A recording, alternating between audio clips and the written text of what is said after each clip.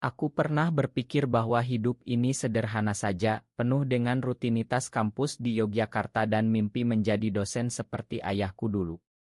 Sampai hari itu datang, malam hujan deras di Jalan Malioboro, ketika seorang pria bernama Rea muncul dari kegelapan dengan pisau di tangan, mata merah penuh amarah, dan menusukku tepat di perut karena dia tahu aku mencintai sahabatnya, Adit. Darah mengalir deras, aku jatuh ke aspal basah, dan yang terakhir kulihat adalah wajahnya yang penuh kebencian bercampur penyesalan sesaat sebelum dia lari. Aku selamat, tapi luka itu bukan hanya di tubuh, ia menggores jiwa, membuatku takut pada cinta sesama jenis yang selama ini kupendam dalam diam. Bertahun-tahun berlalu, aku pindah ke Jakarta, mencoba melupakan. Aku menikah dengan seorang wanita baik hati bernama Lina, karena tekanan keluarga dan masyarakat yang tak pernah menerima siapa diriku sebenarnya. Kami punya anak laki-laki, Rai, yang menjadi cahaya hidupku. Rai tumbuh jadi anak cerdas, penuh tanya, tapi aku selalu gelisah dalam hati. Bagaimana jika dia tahu ayahnya pernah hampir mati karena mencintai pria?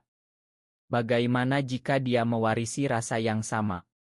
Ungt itu menggerogoti malam-malammu, membuatku terbangun berkeringat, bertanya-tanya apakah aku pantas menjadi ayah.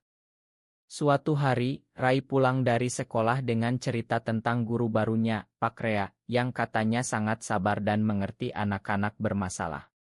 Aku tersenyum kaku, tapi nama itu menusuk seperti pisau lama.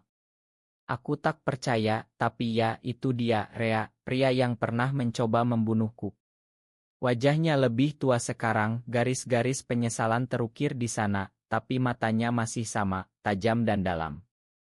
Aku menghindarinya saat antar jemput Rai, tapi hati berdegup kencang setiap kali melihatnya dari kejauhan. Mengapa dia jadi guru? Mengapa di sekolah anakku?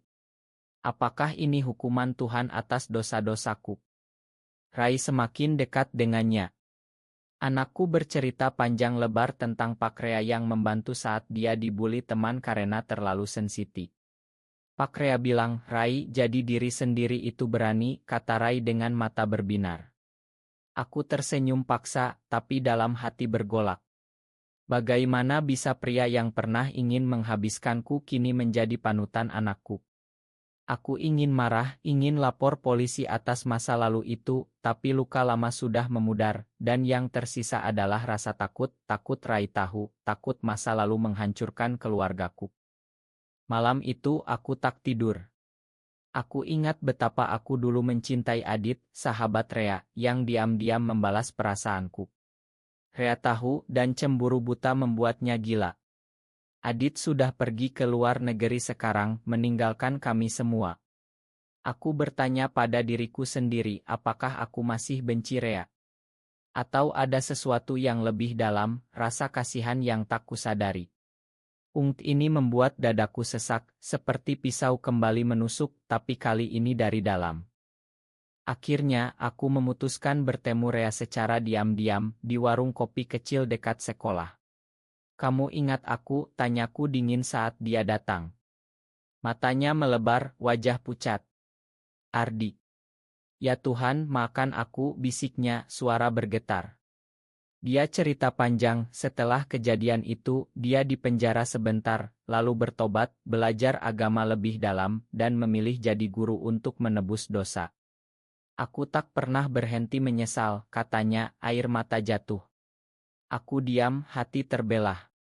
Benci masih ada, tapi ada juga pengertian, kami sama-sama korban masyarakat yang tak memberi ruang untuk cinta seperti itu. Sejak itu pertemuan kami semakin sering, atas nama Rai tentunya. Rai bahagia punya ayah tambahan yang mengerti dia. Tapi aku semakin gelisah. Setiap melihat Rea bermain dengan Rai, tertawa bersama, ada rasa aneh yang tumbuh, bukan cinta, tapi kedekatan yang tak terduga. Apakah ini pengampunan? Atau awal dari sesuatu yang lebih berbahaya? Hari-hari berlalu dengan ketegangan yang semakin pekat. Rai semakin lengket dengan Rea, memanggilnya Om Rea dengan penuh kasih. Aku melihat bagaimana Rea mengajari Rai cara menghadapi bullying, cara bangga jadi diri sendiri tanpa takut dunia. Kata-kata itu, ironisnya, adalah yang pernah ingin ku dengar saat muda. Tapi dari mulut pria yang pernah mencoba membunuhku. Hati ini seperti terpecah belah, satu sisi ingin menjauh, sisi lain ingin mengerti. Lina mulai curiga. "Kenapa kamu sering gelisah kalau bicara soal guru Rai?" tanyanya suatu malam. Aku bohong bilang hanya khawatir pendidikan anak. Tapi dalam hati aku takut dia tahu masa laluku atau lebih buruk, tahu bahwa Rea adalah bagian dari itu.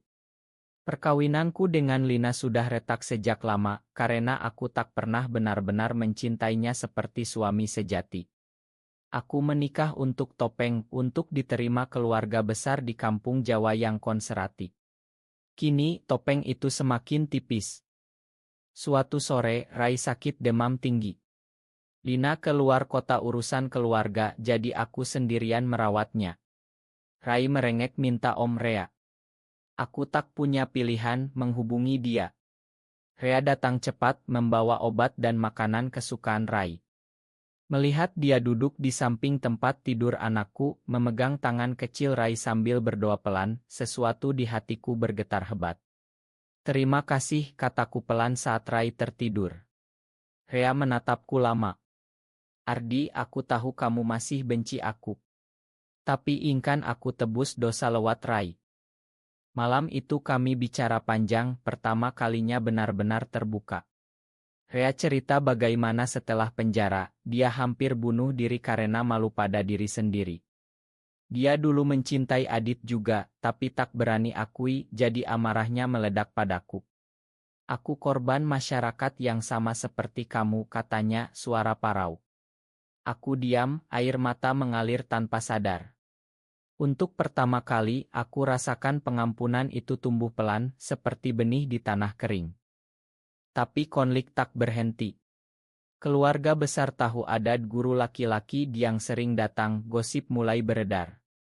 Ibu Lina menelepon, marah besar karena takut Rai terpengaruh. Di masyarakat Jakarta yang masih penuh prasangka, seperti hantu yang ditakuti. Aku semakin tertekan, antara ingin lindungi Rai dari dunia keras, dan takut dia tahu ayahnya punya rahasia serupa. Rai mulai tunjukkan tanda-tanda.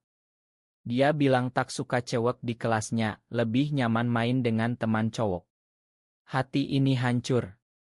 Apakah ini warisan kutukan? Aku cerita pada Rea, mencari saran. "Biarkan dia jadi diri sendiri, Ardi. Jangan paksa seperti yang kita alami," katanya lembut. Kata itu menyentuh dalam, tapi juga menakutkan. Bagaimana jika Rai gai? Bagaimana masyarakat terima? Hubungan kami semakin dekat. Bukan cinta romantis, tapi ikatan aneh dari masa lalu yang sama-sama menyakitkan. Rea jadi seperti saudara, atau lebih, seorang yang mengerti luka tak terucap. Tapi Lina pulang dan melihat kami bertiga tertawa bersama, matanya penuh curiga. "Siapa dia sebenarnya?" tanyanya keras.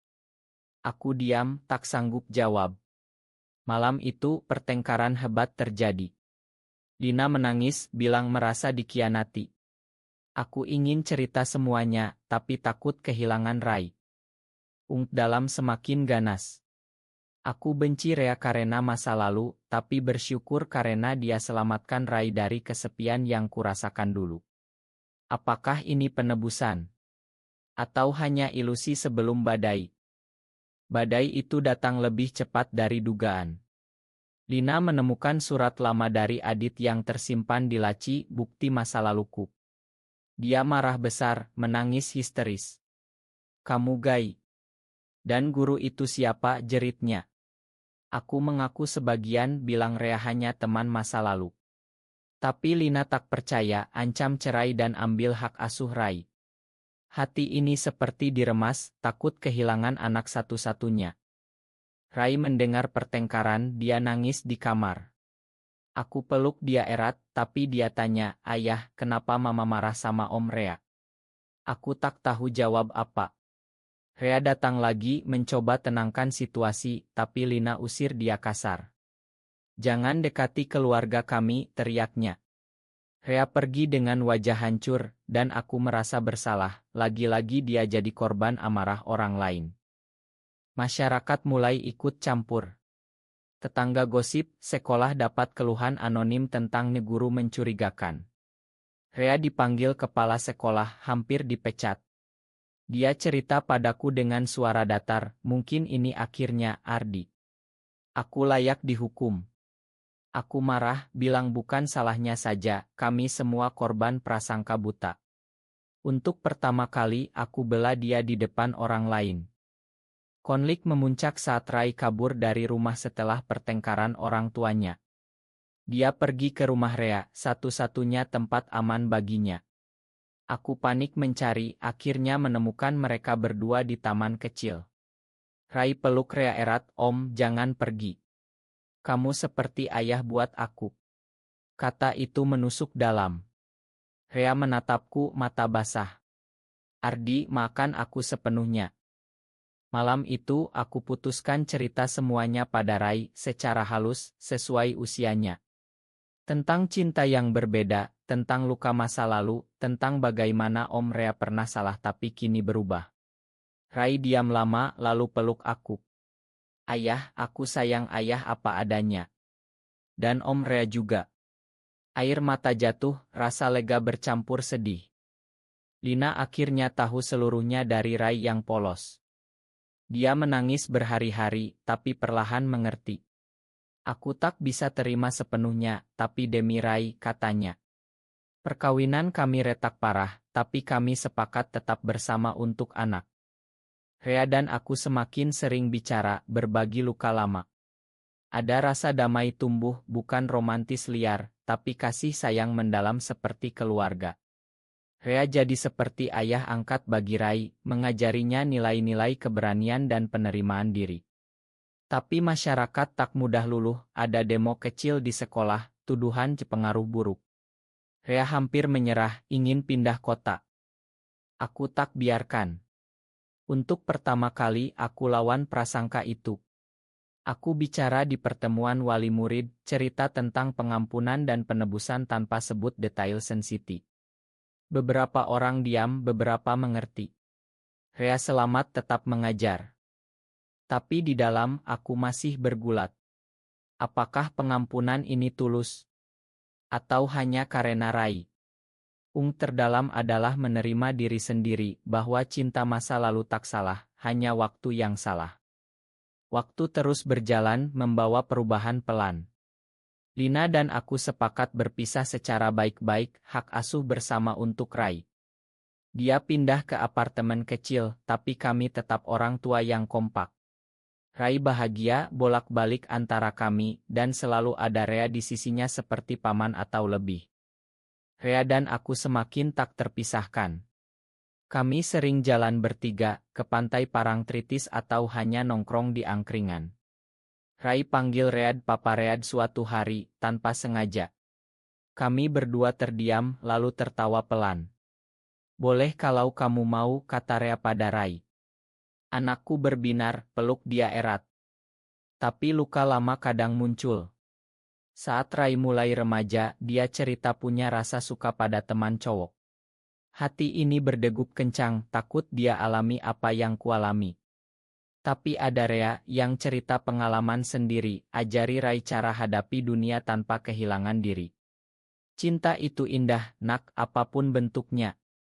Yang penting jangan biarkan benci orang lain hancurkan hatimu," katanya.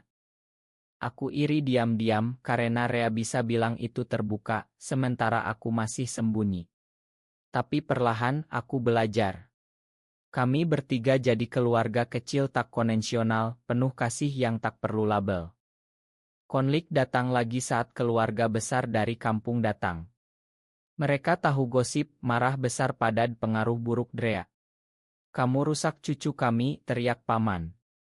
Pertengkaran hebat, hampir pecah. Rai nangis, Rea ingin mundur. Tapi aku berdiri tegar, untuk pertama kali bela pilihan kami. Ini keluarga kami sekarang. Terima atau pergi. Mereka pergi, tapi beberapa bulan kemudian ada yang hubungi lagi, minta maaf pelan. Perubahan kecil tapi berarti. Hubungan Rea dan aku semakin dalam. Ada malam-malam kami bicara sampai subuh tentang mimpi, penyesalan, harapan.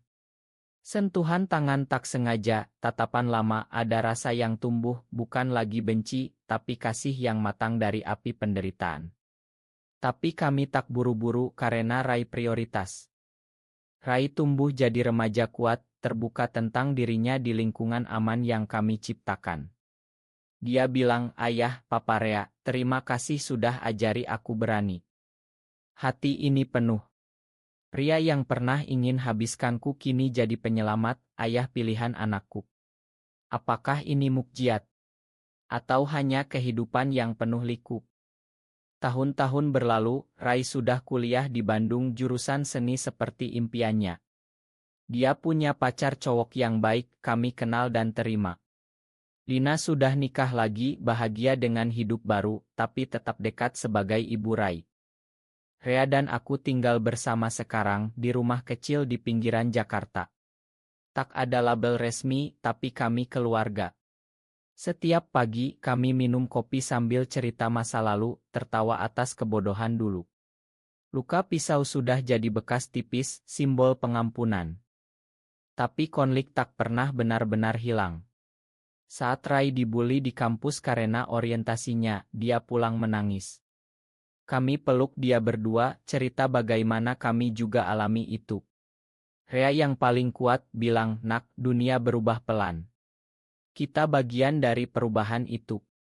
Aku semakin sadar, Rea bukan hanya penebus dosa, dia cinta yang tak terduga, lahir dari kebencian. Sentuhan kami semakin lembut, pelukan semakin hangat. Malam-malam hujan, kami ingat malam Malioboro itu, tapi kini dengan damai. Masyarakat masih penuh prasangka, tapi kami punya komunitas kecil, teman-teman yang paham, keluarga baru yang terima. Rai bilang kami inspirasinya, cerita kami jadi motivasi dia hadapi dunia. Tapi di dalam, aku masih kadang ragu. Apakah bahagia ini nyata? Atau hanya pelarian dari luka? Rea tahu selalu pegang tanganku saat aku gelisah. Kita sudah melewati neraka, Ardi. Kini saatnya surga kecil kita. Rai pulang libur, bawa pacarnya. Kami makan malam bersama, tertawa lepas. Melihat Rai bahagia, hati penuh syukur. Pria yang pernah hampir bunuh aku kini duduk di samping, pegang tanganku di bawah meja. Kini, di usia senja, aku duduk di teras rumah menghadap sawah kecil yang kami beli di Bogor. Rea di sampingku, rambut sudah putih, tapi mata masih tajam penuh kasih. Rai sudah menikah secara sederhana dengan pasangannya, punya anak angkat yang lucu. Mereka sering datang, isi rumah dengan tawa. Aku sering renung, hidup ini penuh ironis. Pria yang pernah menusukku dengan pisau kebencian kini menusuk hatiku dengan kasih tak terbatas. Kami tak pernah resmi, tapi ikatan kami lebih kuat dari apapun. Pengampunan jadi ondasi, cinta tumbuh pelan dari abu penderitaan. Masyarakat berubah sedikit demi sedikit. Rai aktif di komunitas, cerita pengalaman kami sebagai inspirasi. Banyak yang datang minta saran, cerita luka serupa. Kami dengar, peluk mereka dengan pengertian. Malam ini hujan deras seperti dulu. Rea pegang tanganku. "Makan aku lagi, Ardi," bisiknya. Aku tersenyum, balas genggam. "Sudah lama, Rea. Kini, terima kasih." Rai telepon, cerita anaknya bilang dekakek pada kami berdua. Hati penuh. Anakku memilih Rea sebagai ayah kedua, dan aku bahagia atas itu. Hidup tak pernah mudah bagi kami, tapi di akhir, ada damai. Cinta sesama jenis, meski penuh duri, bisa jadi yang paling indah, bila ditempa pengampunan dan kesabaran. Kami duduk diam, dengar hujan. Tak ada lagi benci, hanya kasih yang dalam, abadi.